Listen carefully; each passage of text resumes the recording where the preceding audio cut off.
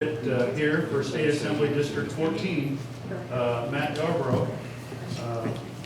Appreciate you coming, Mr. Yarbrough, and we give you a minute and a half to introduce yourself and to say hi to the panelists, and then we'll open it up and start questions. So time is yours. Thank you. For those who don't know me, my name is Matthew Yarbrough. I'm running for Assembly District 14.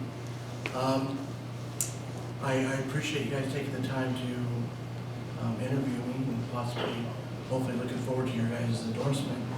I'm not going after many endorsements for my candidacy for Assembly District 14, but this is definitely one of them. I've been living here in Las Vegas for 20 years this month. It was April of 1994 that I moved up here. I'm a paralegal. I work at the law offices of Gordon and Reese. I'm married to Melody Howard. We've been married for almost 15 years. Other than that, that's pretty much it. I'm ready for the questions. Great. We'll jump right in then. We'll start with the doctor. With this panel going this direction, or you want to start at the end? Michael, you ready? Ready. Mr. Broadway, if you would. I'm going to ask you a write-up about guns, okay? Since there's only one of you, I can get a little bit more in depth. What is your thoughts on gun registration cards in Clark County, and what would your thoughts be on campus carry, for or against? Well, I'd be for, I would definitely be for campus carry. As far as gun registration, I'm for gun registration to a degree, just in the simple fact that oh gosh, that's a tough one. I'm for gun registration locally. I mean, I think that our local law enforcement should know who has guns and what they're carrying.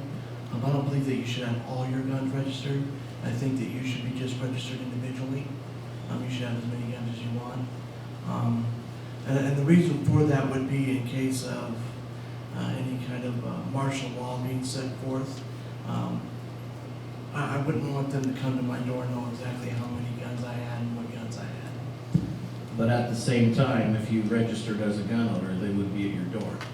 That they would, but they wouldn't know how many guns I had. I'm not talking about registering all your guns. I'm just saying just registering as a gun owner.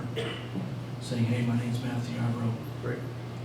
Thank you for answering the question. Hi, Matthew. Thank you for coming. My question is, my statement is, and I want to get your opinion. How about that?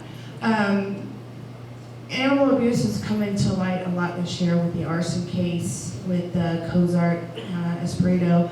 What is your feelings, and how do you think you would vote if there was a bill creating an animal abuse registry here in the state of Nevada? Okay. You don't know me, but I'm a huge animal guy. I mean, my dog has a Facebook page and a Twitter. I would be all for that, absolutely. Animals need advocates too, and I would be for any bill that would definitely help advocate for animals. Thank you very much. Thank you for coming. How do you feel about what's happening with illegal immigration right now in Nevada? How do I feel what's going on with legal immigration here in Nevada? I'm just going to say we should, that's a tough one, in the sense that there's many schools of thoughts when it comes to the regards of immigration for Nevada. I'm for just enforcing the laws that are currently on the books. You know, I don't want to make any more laws. Maybe streamline what we already have, especially with the technology. But I mean, there's also families out here, maybe the mothers or the fathers came here and the child was born here. I mean, those issues to me are very complex. I just don't think because maybe mom and pop came across the border illegally and then we finally catch up with them, that we have to force the child to go back until they turn 18. And then yet, if they don't have any family here to take care of that child, what do? So I think that I'm kind of on the fence when it comes to immigration. I mean, I don't believe that you should be here legally. Absolutely not. But I believe under certain circumstances, we should definitely streamline immigration to help those along, especially if they're law-abiding citizens. I mean, they're over here breaking the law 24/7. You know, they're dealing drugs, they're breaking into homes, they're carjacking, things of that nature. Oh yeah, they should definitely go back to where they came from. Thank you, Doctor. You are granted 3 wishes, and you can change something at the federal level, in Nevada, and in Carson City. What would you change? At the federal level, I would get rid of Obamacare altogether. For the state of Nevada, I would definitely create, not only, I would want more jobs, but I want legislation passed that would make it easier for small business owners to start up their businesses. And in Carson City, there'd be more Republicans in the Senate and in the Assembly. Thank you. Thank you. Matthew, thank you for coming. What's your position on enforcing horse boarding licensing and the taxation of that revenue? Horse boarding licensing, I'll be honest with you, I don't know anything about that. I mean, if you want to give me a little bit of insight on it. We have people that have an acre of land that can have 6 horses on there. They only own 1. They charge $300 a head for people, other friends to board there. That's an income, that's a licensed service, and they're not doing that. They're just pocketing the money and doing it, helping people out boarding horses. Like renting stalls for $300 a month. Right, okay. I don't know how I feel about that. I mean, I'm all for capitalism. I mean, if you can, but I would definitely think that those people would have to be licensed. I mean, no doubt about it. I don't think there should be any kind of regulations on how much they could charge. But I just think that they should be licensed so that we can have, that would be somewhere where we can create a little more tax revenue. Yes, absolutely, before the licensing. But no regulations on whether or not how much they could charge to do that. Thank you, Mr. We'll go past for a second. Okay. All right, Matt, thank you for coming today. My questions are 2 parts. One is what your feelings are regarding the education initiative with the margins tax, question number 3.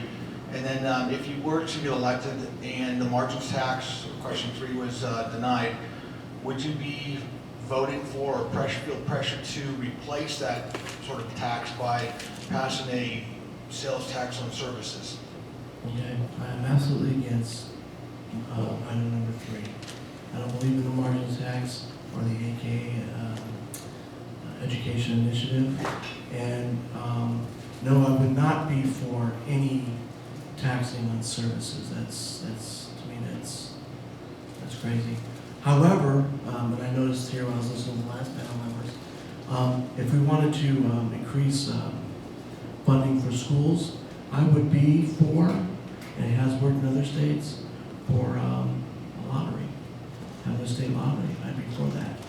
If that money was actually, and I know in California when they instituted it, I was in California.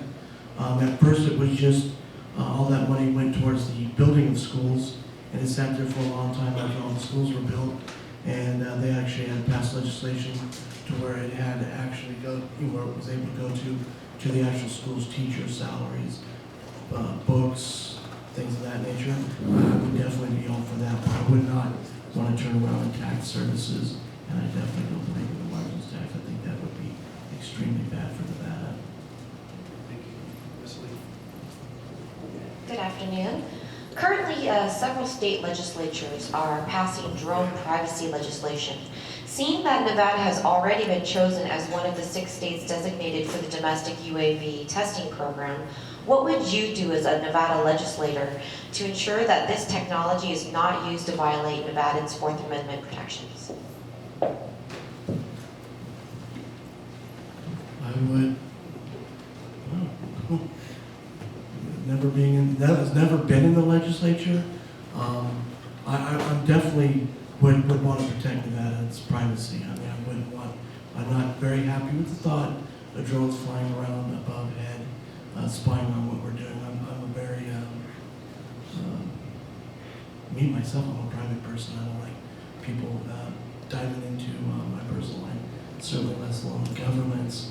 I would work on any legislation that came forth, or I would meet with people like yourself who could help me actually draft legislation that would protect Nevadans' rights against those drones flying overhead and monitoring what we're doing. Thank you. Thank you for being here today, Mr. Yarbrough. Medical marijuana is a big issue these days, and I'm sure there's going to be bills coming past you if you were elected. Are you for or against, or what's your feelings on that? I am definitely for the use of medical marijuana. I'm definitely not for the sale of marijuana. I know that there's going to be a huge amount of abuse that takes place. I mean, if you watch any kind of on the news, you've got doctors out there. You can go on the internet, talk to Dr. So-and-so from wherever. You can say, I got a hangnail, he writes you a prescription. I'd definitely be against that. However, for people who have severe illness, like cancer, they're going through chemo, who the use of marijuana helps them through it, I'm definitely all for that. But I'm not in any means for the legalization of any drugs for recreational use. And that, I'd be a little fearful that the use of medical marijuana at first would be used for that, but I think that if we made the laws strict in that regard, it would definitely help in weeding that out.